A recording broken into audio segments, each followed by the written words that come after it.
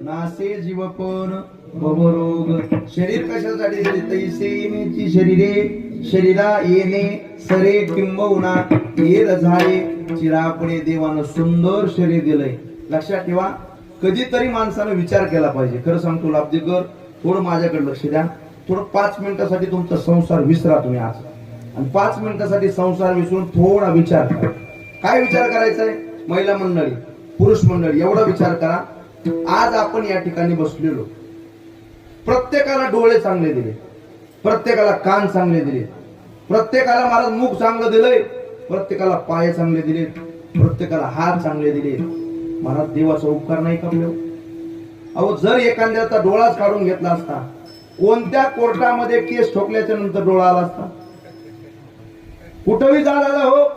देवानं जर महाराज थोडी बी तुम्हाला नरदेह देण्यामध्ये कुचराई जर केली असती तर महाराज तुम्ही कसे दिसले असता? डोळा जर नसल तर डोळ्याची किंमत विचारा, हात नसल त्याला हाताची किंमत विचारा. माणसाला फुकट भेटलं ना दादा हो, फुकटाची किंमत नसते. जसं माणूस हॉटेलमध्ये जेवतो तसं पंक्तीला जेवतो का? पंक्तीला जेवतो का? खरं सांगा. व्यंकटी महाराज नाही म्हणतात वा. मला सांगायचं, हॉटेलला जेवण माणूस कसं करतो? मला ती प्लेट खाण्याची वेळ येते माणसाची. ती प्लेट जी असते का, ती चाटून पुसून खाण्याची वेळ येते. एखाद्या वेळेस वाटतं प्लेट खिशात घालून घरी न्यावं पाहिजे, असं वाटतं का? मला ते विकतचं आहे. आणि एखादा आपल्या सप्त्याच्या पंक्तीला बसू द्या, महाराज बाया एवढ्याला खायला ठेवणार का? तसंच भात भाजी. महाराज मला सांगायचं, फुकटच्याची माणसाला किंमत नाही. विकत भेटलं.